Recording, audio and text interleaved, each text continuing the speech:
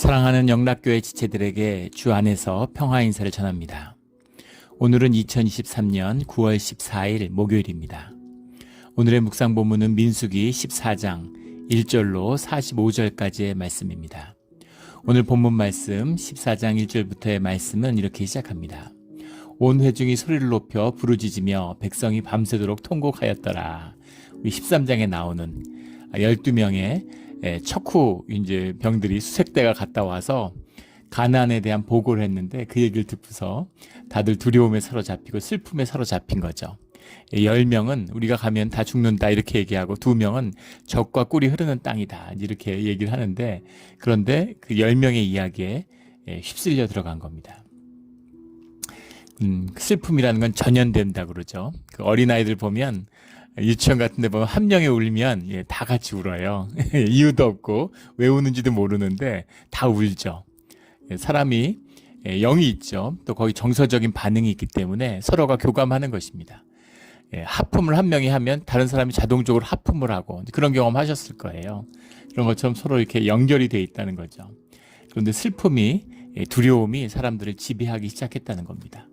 사람들이 모여서 한 사람이, 모든 사람이 악이 있죠. 사람들이 모이면 집단 악이 일어납니다. 상상할 수 없는 악한 짓을 해요, 사람이.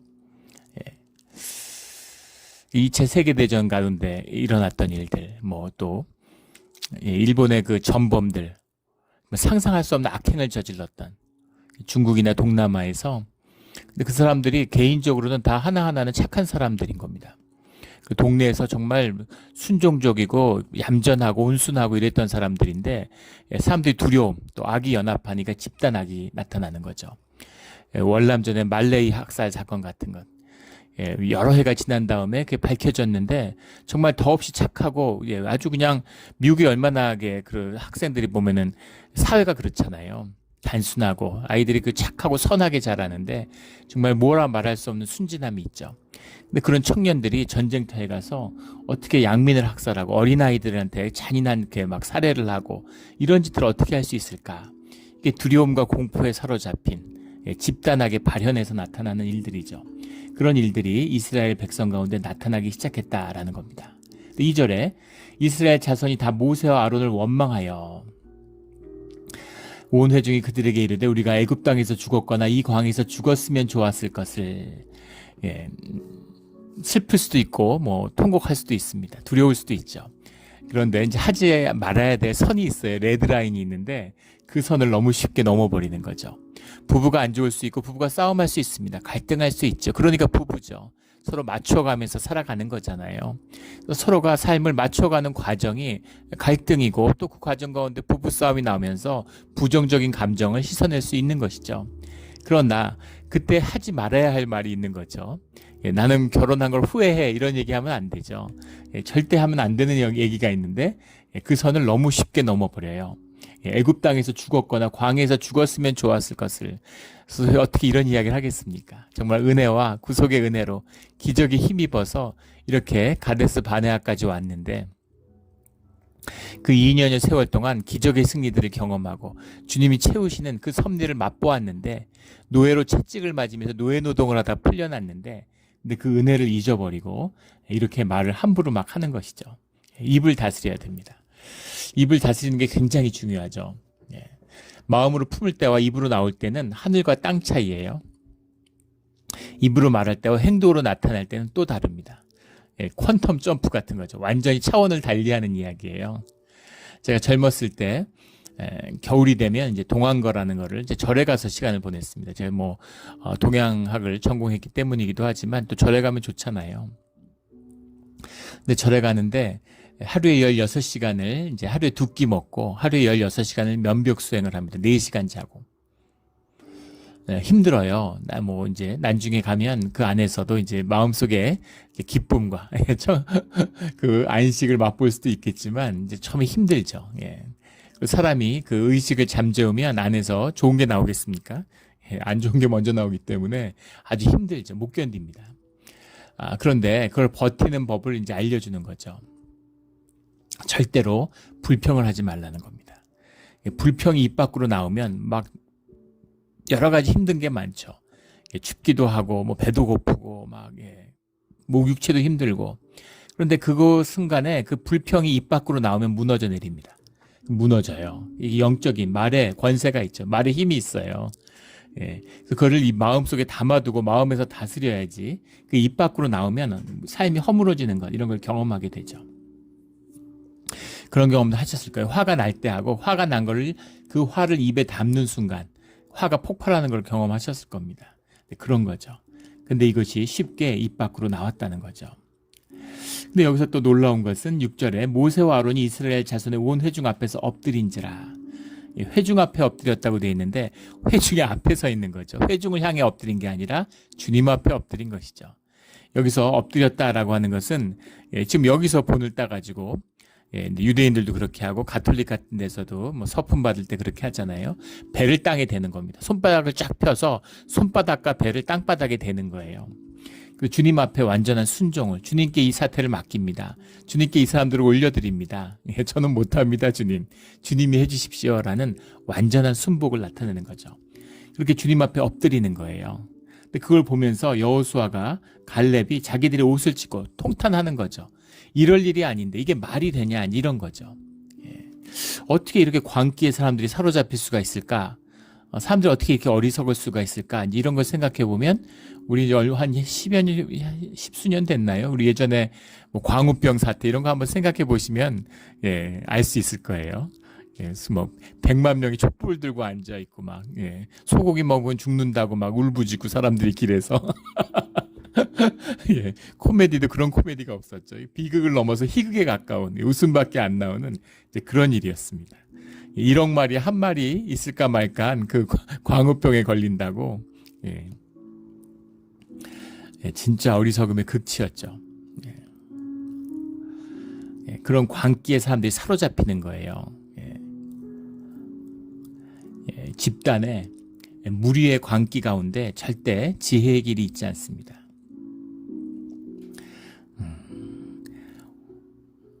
뭐 많은 얘기를 할 수 있겠지만 결코 이제 선한 것이 나오지 않는 것이죠.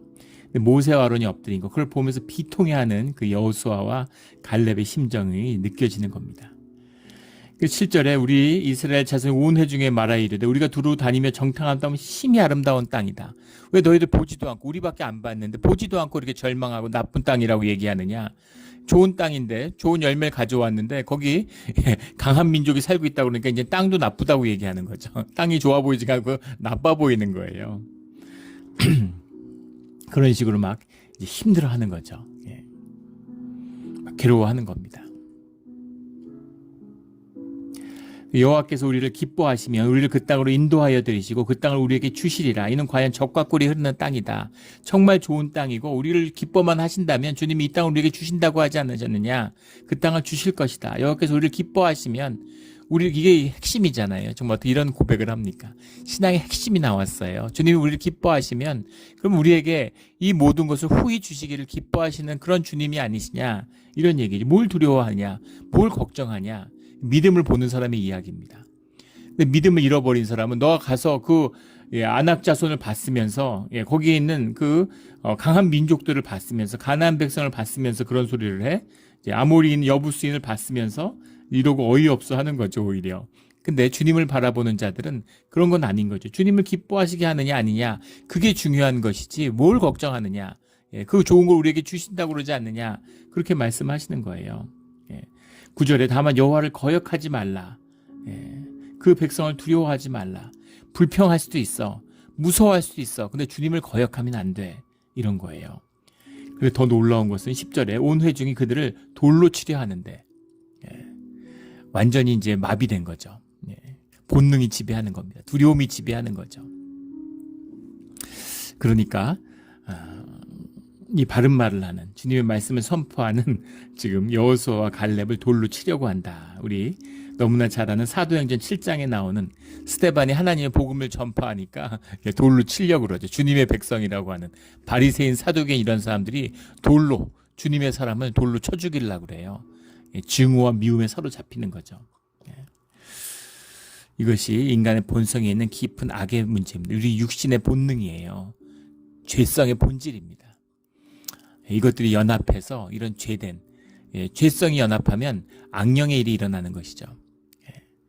주님의 선함, 하나님의 형상이 주님 안에서 말씀 가운데 연합하면 성령의 역사가 일어나는 겁니다. 이 영의 비밀이죠. 돌로 치려고 하는 이런 일들이 일어나고 있다라는 거죠. 용어가 갑자기 기억이 안 나는데, 늑대들이 이제 스트레스가 심해지면 야생 짐승이 새끼를 물어 죽이죠. 외부 환경에서 스트레스를 받으면 새끼를 보호하는데 스트레스가 너무 심해지면 새끼들을 물어 죽이는 거예요. 그런 그 육성이 우리 가운데 짐승과 같은 모습이 우리 안에 있다는 겁니다. 파괴적인 본능, 이런 게 있다는 거죠. 11절에 여호와께서 모세에게 이르시되 이 백성이 어느 때까지 나를 멸시하겠느냐, 어느 때까지 나를 믿지 않겠느냐. 12절에 내가 전염병으로 그들을 쳐서 멸하고 내가 그들보다 크고 강한 나라를 이루게 하리라. 두 번째 이 말씀을 하시죠. 우리 출애굽기 32장에서 금송아지 우상의 사건이 터졌을 때 주님이 한 번 이 말씀을 하셨어요. 그때 싹 이것을 정말 진멸하려고 하셨는데 모세의 기도로 살아남았죠. 또 한 번 이런 위기가 온 겁니다. 이때 또 모세가 여호와께 여짜오되 주님께 하는 기도로서 이 두려움을 돌이킵니다. 모세가 진정한 중보자고 하나님이 지도자로 세운 하나님의 동반자라는 걸 알 수 있는 부분이죠.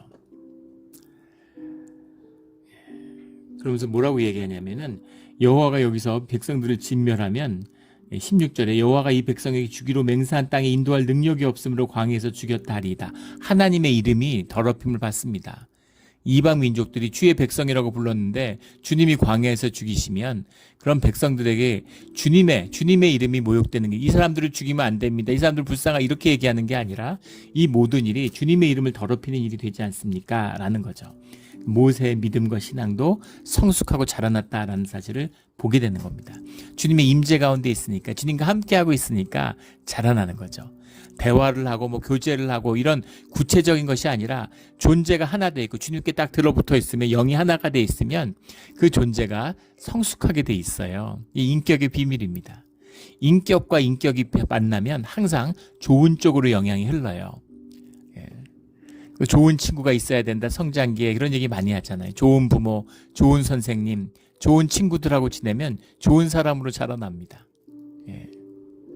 그런데 생각과 생각이 부딪히면, 거짓과 거짓이 부딪히면, 만나면 항상 더 나쁜 쪽으로 귀결되게 돼요. 나쁜 생각, 거짓과 거짓이 만나면 더 나쁜 악으로 결론이 나게 되어 있습니다. 대표적인 것이 정치죠. 정치 같은 거 보면 알 수 있잖아요. 생각과 생각이 만나니까 항상 나쁜 쪽으로 가죠. 정치가 사람을 정자정야라 그러죠. 맹자는 정치가 뭐냐, 정치라는 것은 바르게 하는 것이다, 이렇게 얘기했는데, 바르게 하기는커녕 정치만 없으면, 정치가 사회를 분열시키고 사람들을 악하게 만들고 갈등을 만들어내고 그런 일들이 거의 대부분이죠. 제도의 문제가 아니라 인간이 본능으로 가면 나쁘게 돼 있어요, 결과가. 그래서 그것을 돌이키는, 강물을 돌이키는 주님의 역사입니다. 미국에서 민주주의가 꽃을 피웠죠. 민주주의의 힘이 무엇인지를 보여줬습니다. 제도가 우수해서가 아니에요. 민주주의가 되는 나라가 어디 있습니까? 팔레스타인에서 선거했더니만 그 하마스가 레바논에서 집권을 하잖아요. 테러 단체가. 이집트에서 민주주의, 아랍의 봄이 왔다고 민주주의 하니까 이슬람 형제단, 모든 테러 조직, 중동 테러 조직의 아버지라고 불리는 이슬람 형제단에서 대통령이 나왔어요. 선거 뭐하러 합니까? 범죄자를 지도자로 뽑는데 뭔가 이게 정신이 마비된 거죠. 악한 것이에요. 이 인간의 본능이 지배하는 것입니다. 교회에서 교회 정치가 있죠. 교회에서 모여서 투표하고 이러니까 이게 무슨 민주주의인 줄 알아요. 민주주의 하자는 게 아닙니다. 사람들의 뜻을 구별하자는 게 아니에요. 하나님의 음성을 듣는 주의 자녀이기 때문에 하나님이 자녀의 음성을 듣는 것을 분별하는 자리예요. 주님의 음성을 바르게 들었는가, 그래서 그 뜻을 확인하는 자리입니다. 그런 퓨리탄들의 바탕이 있었기 때문에, 그래서 미국에서 민주주의가 꽃을 피운 것이죠. 이런 깊은 이 비밀. 근데 지금 이제 이스라엘은 완전히 예, 이 히브리의 노예들로 돌아간 거죠.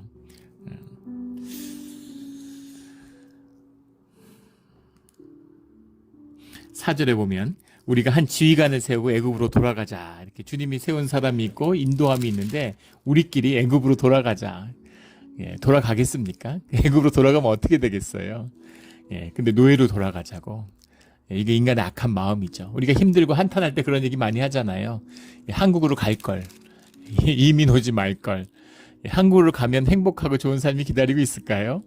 예, 그렇지 않죠. 예, 사실은 압니다. 근데 어리석으면 그것을 덮으려고 하는 거죠. 이게 인간의 어리석음이죠. 근데 그것을 주님의 이름을 더럽히지 마시고 주님의 이름을 생각하셔서 이들을 구원해 주십시오 라고 하면서 18절에 중요한 고백을 하는데 너무나 유명한 고백이죠. 여호와는 노하기를 더디하시고 인자가 많아 죄악과 허물을 사하시나 형벌 받을 자는 결탄코 사하지 아니하시고 아버지의 죄악을 자식에게 갚아 3, 4대까지 이르게 하리라 하셨나이다. 죄악은 3, 4대까지, 은혜는 1000대에 이른다라고 하는 이제 그 말씀이잖아요. 근데 여기서 중요한 것은 사하시나라는 이 말씀이죠. 사하다라고 하는 것이 예나케라는 말인데 예나케의 원형이 나사라는 말입니다. 나사라는 말이 옮긴다는 말이에요. 죄악을 없앤다는 얘기가 아닙니다. 그 죄악, 희생 제물로만 씻을 수 있는 생명의 희생을 통해서만 씻을 수 있는 죄, 우리 존재의 문제인 거죠. 그것을 주님이 그 죄악을 옮기신다라는 말이 사하시다, 예나케라고 사하신다 이 말입니다. 죄악과 허물을 사하시나 형벌을 받을 자는 결단코 사하지 않으시고 이게 이제 번역의 문제인데 죄악 앞에 죄악이라고 나오는 아본이라는 겁니다. 허물이라는 거는 이제 파샤라는 거예요. 죄악 아본을 저질렀기 때문에 우리가 이제 그 속죄제를 할 때 그 하타라고 하는 건 또 다른 것이죠. 그것은 우리의 근본적인 존재의 문제입니다. 우리가 육신을 입고 있는 이상은 다 죄인인 거예요. 죄성 가운데 있는 겁니다. 주님과 하나 될 수가 없어요. 주님과 하나 돼서 살아갈 수가 없어요. 그래서 주님과 하나 되기 위한 우리의 존재가 주님과 연합해야 될 때 다뤄야 하는 문제, 우리의 죄성의 문제가 하타라는 거고 아본이라는 건 우리가 지은 행위의 죄입니다. 하타라는 건 우리가 나쁜 마음을 먹었어요. 아무도 모르죠. 그것도 죄입니다. 주님께서 떨어져 나간 거죠. 악한 마음이. 그런 거라면 아보온이라는 건 그 죄에 대한 마음이 이제 행위로 드러난 거죠. 우리가 흔히 말하는 그 죄입니다. 근데 이걸 죄악이라고 이해하고 뒤에 형벌이라고 해석했는데 형벌은 면할 수 있죠. 벌은 면제받을 수 있습니다. 근데 이건 형벌이 아니라 아본이에요. 그 죄를 용서받을 수 없다는 겁니다. 죄를 용서하는 건 주님이 하시는 일이죠. 그리고 죄를 지었는데 우리는 자꾸 죄를 용서받았다고 하면 무슨 세상에서 사면하는 것처럼 없던 일로 해주는 것처럼 생각해요. 그런 게 아닙니다. 죄를 졌는데 우리의 존재에 문제가 있는데 뭐가 없던 걸로 돼요. 죄는 없어지지 않아요. 죄를 사할 수 있는 건 죄를 옮기는 주님의 주님의 주권이에요. 주님의 권능입니다. 그런데 형벌은 면해 주실 수 있는 거죠. 사해 주실 수 있는 거죠. 집행유예 같은 거죠. 야, 너 잘못했기 때문에 회초리 10대 맞아야 되는데 네가 개정의 정이 있고 너무 깊이 반성하니까 5대만 아니면 요번 한 번만은 회초리를 안 때려. 다음에 너 걸리면 그때는 20대 맞을 줄 알아. 이런 겁니다. 이것이 바로 이제 파샤라고 한 뒤에 나온 허물이에요. 그래서 아본이 있고 파샤가 있는 거죠. 근데 파샤는 제할 수 있지만 아본은 제할 수 없는 겁니다. 형벌이 아니라 죄 받을 자를 사하지 않는다는 것이죠. 아버지의 죄악을 자식에게 갚아 3, 4대까지 이르게 하리라. 그러니까 그 죄에 대한 묶임이 그 자녀들에게 있다는 겁니다. 이 분명한 원칙. 그래서 주님이 용서해 주시는 거죠. 하지만 그 죄에 대한 대가, 그 굴레가 사람들을 묶게 된다라는 뜻이 들어있는 겁니다. 깊은 영적인 통찰이죠. 근데 지금은 그런 차원이 아니라 주님이 진멸하겠다. 이걸 정산하겠다. 죄의 문제를 이렇게 나오시니까 그럼 주님의 이름이 뭐가 됩니까? 주님의 얼굴이 뭐가 됩니까? 그러지 마시고 주님을 위해서 이 일을 바로 세워주십시오. 그 형벌에 대한 그 벌에 대한 대가는 달게 받겠습니다. 이런 거죠. 아주 제대로 이제 그 경찰 출신의 그 변호사가 있는데 그 변호사가 이제 무슨 요새 유튜브 같은 데 나와가지고 이제 법률적인 조언을 하는 이제 그런 사이트가 있어요. 그래서 그런 걸 왜 어떻게 알고리즘이 어떻게 돼서 유튜브가 그런 걸 띄우는지 모르겠는데 그런 걸 떠서 굉장히 띄워서 재밌게 본 기억이 납니다. 근데 이렇게 변호사로서 이렇게 경찰에 나가서 조사를 받는데 형사 이제 피의자들이 범죄 사실을 인정한다는 거예요. 잘못한 게 분명하고 뭐 CCTV에 다 드러나 있으니까. 그런데 자꾸 억울하다고 얘기한다는, 그게 제일 나쁜 거라는 거예요. 뭔가 억울하고 그렇게 한 이유가 있는 것처럼 뭔가 탐탁지 않은 것 같은 그런 자세를 보이는데, 그게 형사들도 사람이고 검사도 사람이고 그 조서를 쓰는데 굉장히 안 좋은 영향을 준다는 거죠. 반성하지 않는 것처럼, 죄를 은폐하려는 것처럼. 말로는 죄를 인정한다고 얘기했으니까 끝난 거잖아요. 그러면 반성하고 제가 진짜 잘못했습니다. 어떤 죄를 받아도 저는 정말 싸지만 정말 저는 그런 사람입니다. 이렇게 돼야 죄를 인정했으면, 죄를 다툴 게 아니라면 그렇게 나가야 된다는 거죠. 근데 뭔가 자꾸 억울하고 자꾸 억울하냐? 그럼 억울하다 그런다는 거예요. 내가 억울하다는 말이 제일 나쁜 말이라고. 그러면은 이 사람이 개정의 여지가 없구나. 짜증나고 그 모든 조서를 다 써야 되는데 형사가 하루에 30건씩 조서를 쓴답니다. 검사도 그렇대요. 보고서를 쓰고 기소장을 30장을 쓰는데 그 한 얘기를 다 써야 되는데 한 얘기 자꾸 하면서 억울하다 그러면 그게 그 구형에 굉장히 안 좋은 영향을 준다는 거죠. 그래서 죄를 인정했으면 반성의 빛을 분명하게 보여야 된다라는 겁니다.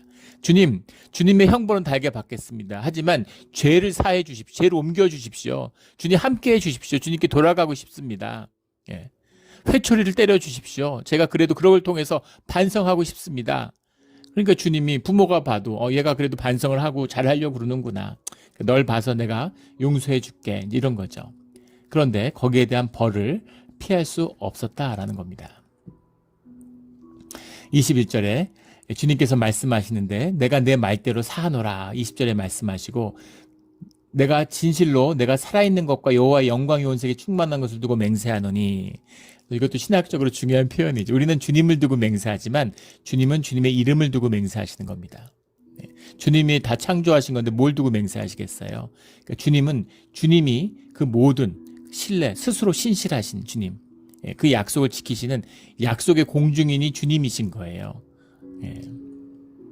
주님이 약속을 하시는 거죠. 그런데 용서는 하지만 이 죄악된 자들은 맹세한 땅을 결단코 보지 못한다. 30절에 가면 여호수아와 갈렙은 믿음의 자녀이기 때문에 들어갈 수 있는데 그를 제외한 자녀들은 못 간다라는 겁니다. 31절에 너희가 사로잡히겠다고 말하던 너희의 유아들은 내가 인도하여 드리리니 그들은 너희가 싫어하던 땅을 보려니와. 우리 아이들은 어떡하냐 그리고 울부짖었어요. 자식 걱정을 한 거죠. 왜 자식 걱정이 안 됐겠습니까? 근데 아이러니한 건 죄의 파라독스라고나 할까. 자녀는 문제가 없어요. 자녀는 주님이 다 거두시는 겁니다. 문제는 우리죠. 우리 자녀는 어떻게 합니까? 자녀는 누가 돌봅니까? 근데 주님이 너나 잘해. 너희 삶이나 잘 다스려. 이런 말씀인 거죠. 그래서 그 죄값을 유아들은 피하는, 자녀들이 가나안 땅을 못 밟을까봐 차지하지 못하고 죽을까봐 걱정했는데 자녀는 걱정할 게 없었어요. 근데 그 죄는 어른들이 전부 다 받게 된 거죠. 유아들은 하니까 무슨 이제 어린아이들 생각하는데 원문은 그런 뜻이 있습니다. 타파푸라는 말인데 타파푸 뭐 이런 말인데 이제 뭐 영어로 하면 take a small steps, 아장아장 걷는 거죠. 아이들, 이런 유아들이란 말이 유래됐는데 여기서 유아라는 말은 20세 이하입니다. 근데 우리 봐도 알겠지만 뭐 18, 19살이 무슨 유아겠어요. 그런데 왜 그들은 19살하고 20살은 뭐가 달라서 19살은 괜찮고 20살은 안 되느냐? 20살은 못 들어가고 왜 19살은 들어가느냐?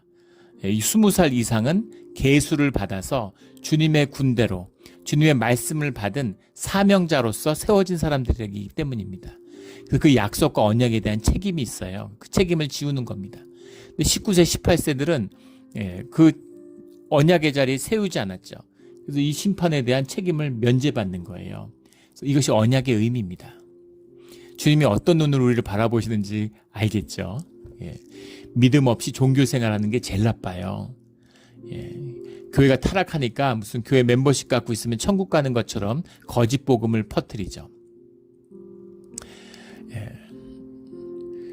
이방인이, 주님을 모르는 이방인이 벌을 받겠습니까? 아니면 바리새인이나 사두개인이나 그 시대의 제사장들이나 서기관들이 벌을 받겠습니까?